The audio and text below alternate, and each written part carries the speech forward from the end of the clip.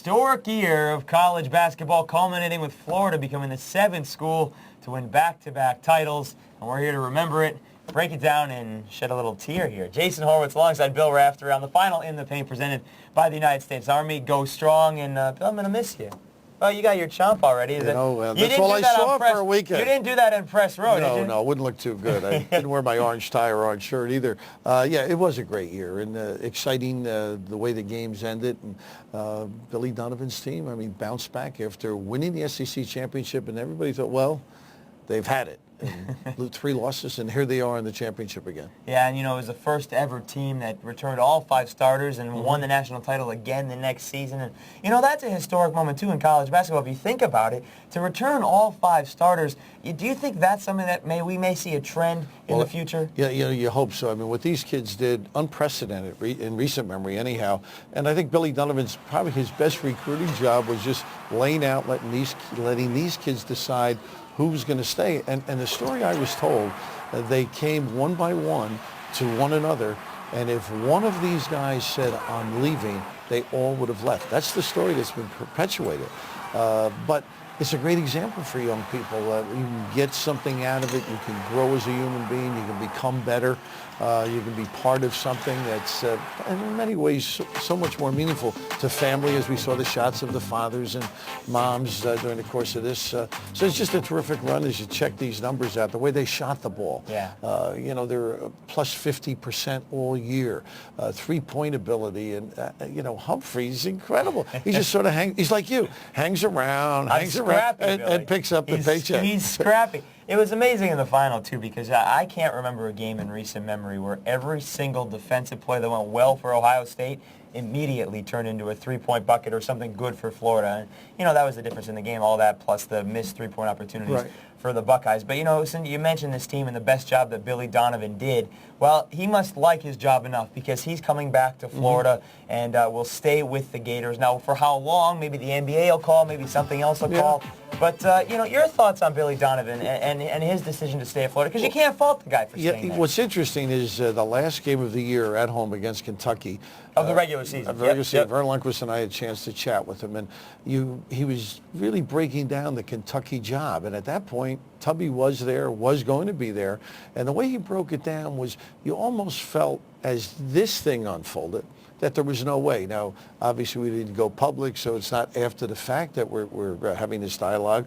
But he knew it took the Rick Pitino maybe tough outlook that let him succeed there. And Tubby being, not that he's a nicer man, but gentler maybe in his approach. And I think Billy Donovan had that in his back pocket. He understood what it would take to be successful there. And when they came running, normally somebody would get really excited, but I think he's got something similar right down there in his home base. Yeah, it's tough, too, to leave a place where you've won 2 national championships. He's been to 3 Final Fours since 2000. And you wouldn't want to come back with another team into that building. Well, no. That's part of the reason. That would be tough, too. But, there's something to be said for comfort level, and there's something to be said for developing a program from where he has taken it, because it is, at least at this point, more on the elite status currently than that of Kentucky. All right, another part of the historic year, it was the year of the freshmen, 2006, 2007. You can relate. Of course.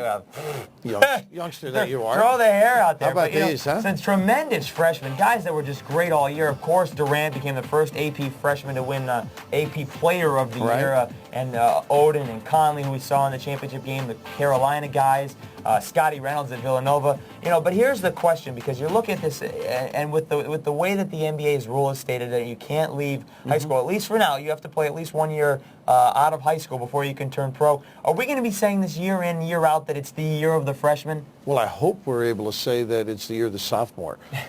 Only because maybe down the road that will become the rule. I certainly hope so, because it'll enhance the opportunity of players finding out they aren't that good or not good enough at that stage in their career, and having a chance to be halfway through the curriculum at their institution. So I do hope it does change the rule. But I think freshmen now, they've played all over the world. These kids are so much more mature than we were, not you, our generation were as freshmen. I mean, they've been to great places. They've flown. They've been entertained. They've dealt with adults. Just talking to Durant down in, I didn't get a chance to talk to Odin this week, and the weekend before we had a few minutes with him on air. But Durant was there to collect some silverware or hardware, as they say, and there's just a dialogue. I mean, they're comfortable talking to somebody that they've never met before or didn't have any little rapport with. So hopefully some kids will stay. It may be inevitable that those that are that good, the two guys we just had up certainly are, that they will have no choice. But you hope that maybe, hey, let me get one more. Let me be part of something that's unique that I'll never be able to be, or these guys I'll never be with the rest of my life. And it's interesting you're talking about these guys being more mature. Speaking with Greg Oden after the championship game, I was very impressed with the way he handled himself, the way he handled the media. Obviously, he knew questions were going to come after him. And obviously, people don't necessarily talk about what they're doing that night because their focus is on their team. But the way he answered everything and the way he talked about Florida being such a great team, I was very impressed with Greg Oden and Mike Conley Jr. Sure. And the same thing, I was impressed with UCLA after their loss in the Final Four. Having said that, there are always guys that are going to leave early, and there have been guys that have already declared that they're going to go this year. Here are some lists that guys we're projecting to go. Some of these guys have already declared, like Glenn Davis and Josh McRoberts, Marcus Williams as well earlier. He said it before the season almost, right? That he but I want to get your thoughts. You see Brewer, Horford, and Noah because they're on Thursday. They're going to have a press conference to announce what they're going to do. Obviously, Durant hasn't announced yet. Any of these lists, do you see a mistake from any of those guys going pro? Williams needs to work on his game. Marcus Williams. He would be the one that would have to work, and I think it would help him to stay. The others are that talented, maybe physically not as imposing as they're going to have to be eventually. I'm thinking of Noah, down the road. He's going to have to get stronger. Even on screens, he legally was pushed and shoved and really can't post up with the strength that he's going to have to. But he's a perimeter guy, really, at 6'10" or 11, and gangly, so it makes him a lot taller. But that's not the point. Are they capable? The maturation process, is that where it should be or is going to have to be, as a person, to deal with the freedom, the money in their pocket, and the situations they're going to be cast in. Now, the league does a great job at talking about it and having people come in and prepare them, but there's nothing like being in the position and making that decision on your own. And, of course, that's not the only list. I mean, there will be many more guys throughout. Jason Smith, Colorado State, also has put his name out there already, and the list will continue to go on. It always does. And Brandon Wright's a guy, though. Brandon Wright's a good guy. He's very talented. Very talented. And I would love to see him stay one more year because I think he'll shoot fouls better.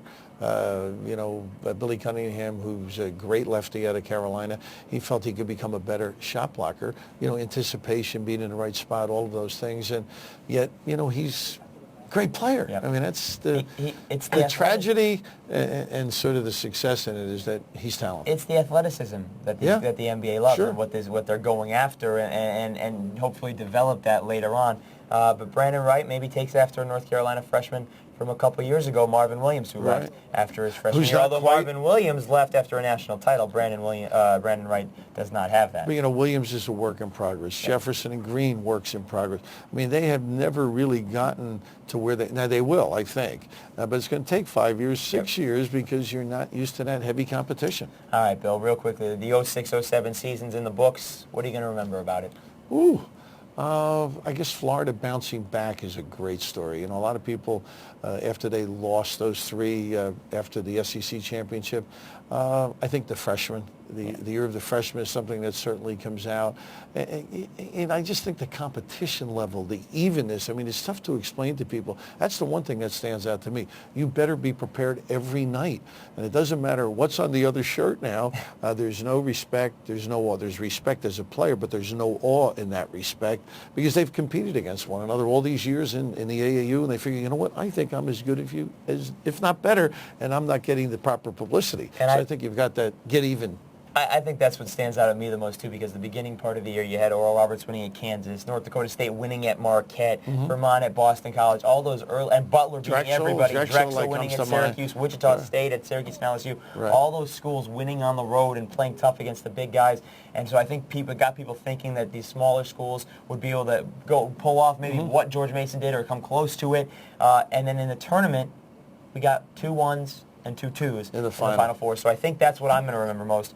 about this season. It was a great season. Sure and it's was. something that But we had some better get- excitement. We had some did. excitement in the tournament, but not at the end of the tournament. No, not. But we did see history at the end of the tournament, which is always great as well, folks. It's a great 2006-2007 season. I'm already excited for November. I'm so of sad. 07. I'm going to miss you. You gonna shed tears? Not quite. Maybe off air. All right, man.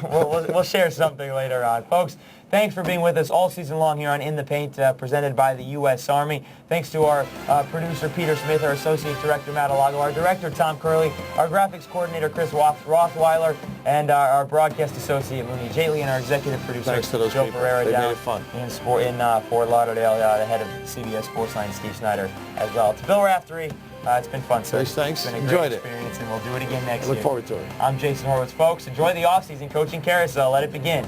Take care.